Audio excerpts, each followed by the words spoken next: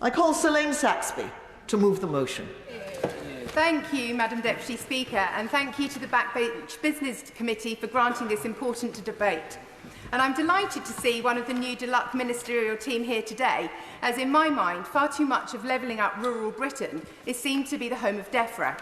Yet the economic challenges of rural communities are immense, and the increase in the cost of living disproportionately impacts these communities with their reliance on private cars for transport, longer journeys and older, poorly insulated housing stock, often in exposed and windy locations.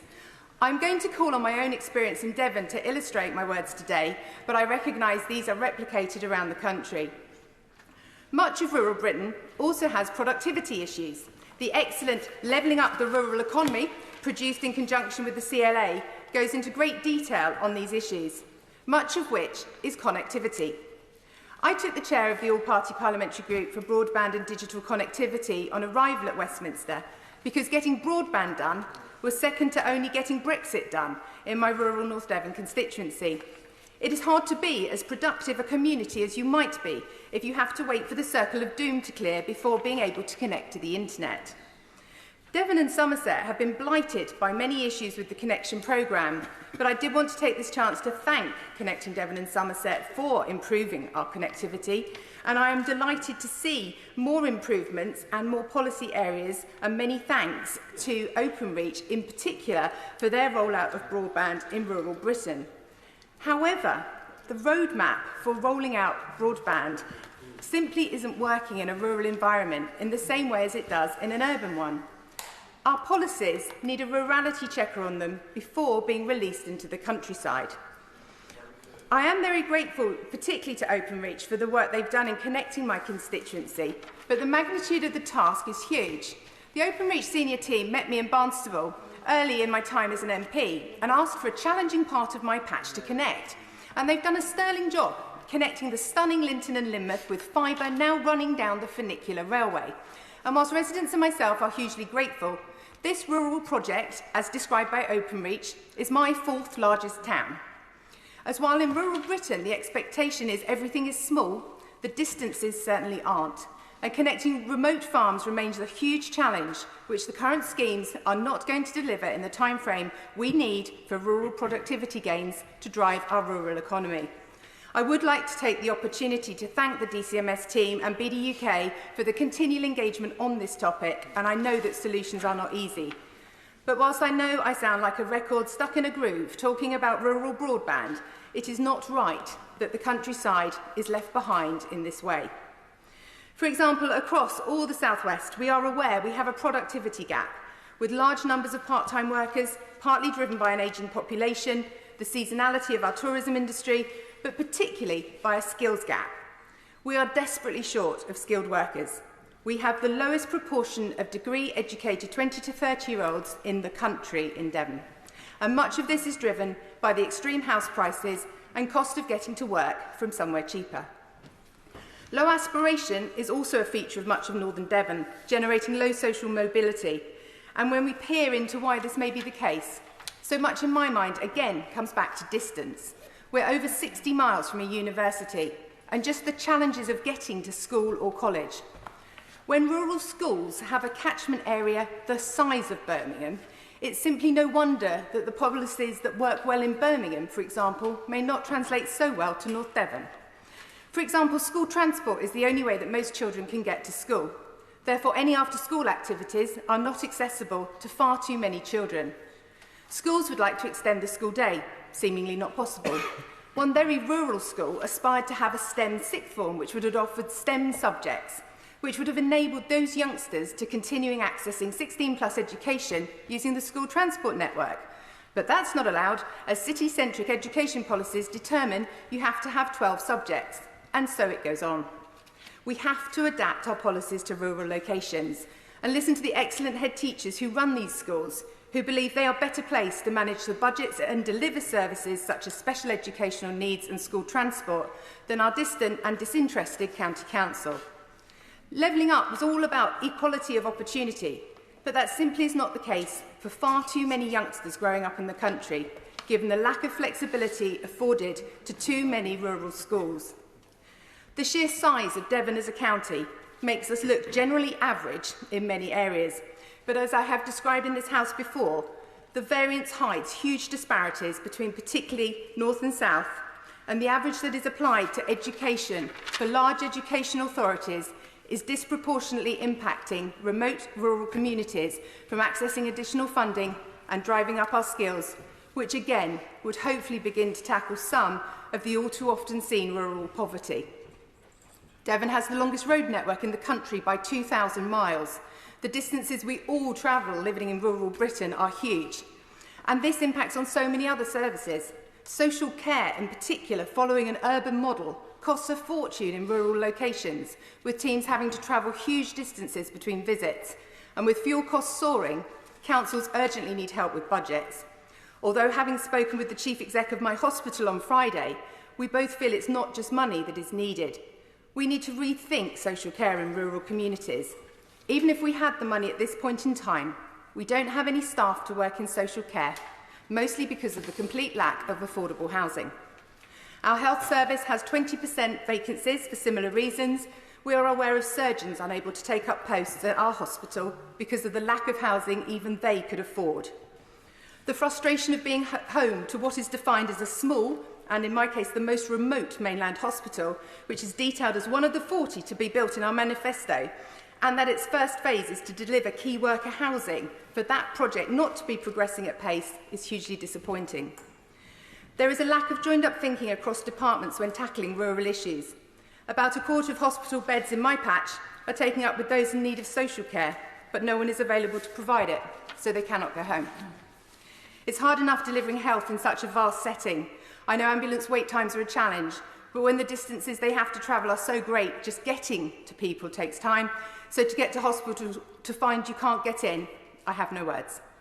And similarly, I cannot build the houses we so desperately need, or ensure that the properties we do have are not left empty for half the year as second homes or holiday lets. And I would be doing a disservice to my constituents whilst talking about health, not to mention the dental desert that is Devon, as are so many other parts of rural Britain.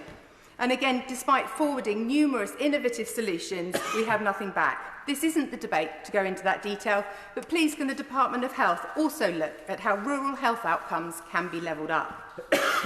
We see rurality play out in so many other ways. Many Westminster decisions are taken based on density of population, meaning we will always miss out on funding decisions. Active travel, for example, being a case in point. My county council submitted 6 schemes to the last round of funding. The second ranked was the Tarka Trail in my patch. Yes, it's a more leisure route than a commuter journey, but the scheme is considered vital to the safety of cyclists on the trail, as well as being the missing link on what is a hugely popular tourist destination, and the trail would connect the north and south coast of Devon. So despite being the second choice of scheme of my county council, the Department of Transport gave funding to the other 5 schemes in the towns and cities and excluded the only rural one. Buses again are tricky. We are desperately short of public transport. And if the county council have their way in my patch, they will cut all our services if the threats being made by the leader come to pass. And again, in my mind, it isn't just funding. Buses are just too big for the number of passengers wanting to use them in many villages. We need to find more innovative solutions to rural transport if we ever want to decarbonise our journeys, as well as facilitate affordable routes to work. Far, far more innovation is needed beyond just funding and recognising that urban models do not always translate to rural journeys. I do worry that many of the potential solutions to levelling up rural Britain lie within our local councils. And unfortunately in Devon there are many issues in this space too. The urban policy of mayors, in my mind, does not translate well to rural Britain, and listening to what some of them get up to when I'm up here, I'm not sure how well the policy works full stop. What we really need to help level up rural Britain is more local decision-making. In Devon, we have far too many councils. 1 county council, 2 unitaries, 8 districts, and we have 58 town and parish councils in North Devon alone. Trying to get something as simple as painting a lamppost done in some town centres is nearby impossible, as no one knows who owns it, and it's always a different council's problem. The separation of highways from planning decisions is so fundamentally flawed, it is desperate. Yes, we do need devolution of decision-making, and we need it more locally. Our county council is so big and distant and takes decisions with no consultation on the local communities or their MP. As I found out yesterday, part of my road scheme is being cancelled. Of course. Very grateful to my honourable friend for giving way. Could I urge upon her and Devon colleagues what we did in the county of Dorset, which was to create 2 unitaries, which has certainly made the decision-making far more streamlined, and it has certainly made the connection between members of Parliament, councillors and the officers much, much easier. We know exactly who's doing what and we can get things done. I thank my honourable friend for his intervention, and I hope such discussions might be forthcoming in my county. My district council officers, as so many, work their socks off to try and deliver levelling up bids. And again, it was those smaller bids in rural locations that so often missed out in the first round of funding. So I will take this opportunity to give a plug to Ilfracombe's bid, and that's against a planning backdrop which has no staff, multiple district councils all battling the same issues. And why is this important? Of the 10 most economically vulnerable parts of Devon, 5 are in my North Devon constituency, 3 in Ilfracombe, 2 in Barnstaple. And the response of the county council leader when discussing possible unitary groupings was that no one wanted Barnstaple. Well, that is entirely clear from the way in which we're treated by our county council. But I'd like to take this opportunity to thank the numerous councillors who do such great work in our local communities. 58 councils is a lot. Many of them are marvellous, with great rural solutions coming from hard-working volunteers. Others make Dibley look well-functioning and progressive. Changes we made to the monitoring of parish councils makes it nearby impossible to remove a parish councillor, whatever they do, and I do hope this can be revisited. If only we could remove some of the layers of bureaucracy and avoid duplication, find better ways to share best practice in a rural environment, we could achieve so much more. I have touched on the housing challenges in North Devon and so many rural and coastal communities. The influx of second homes and short-term holiday lets and lack of regulation in the market makes housing the #1 challenge for so many communities like North Devon. Doing nothing is simply no longer an option. The fabric of our society cannot survive with no one available to work because there is nowhere for them to live. Only last week I covered this in more detail, so I will spare the House this today. But I very much hope that the proposed amendments to the Levelling Up Bill will be adopted to begin to tackle these issues alongside the long-awaited consultation at DCMS on registration schemes for Airbnbs.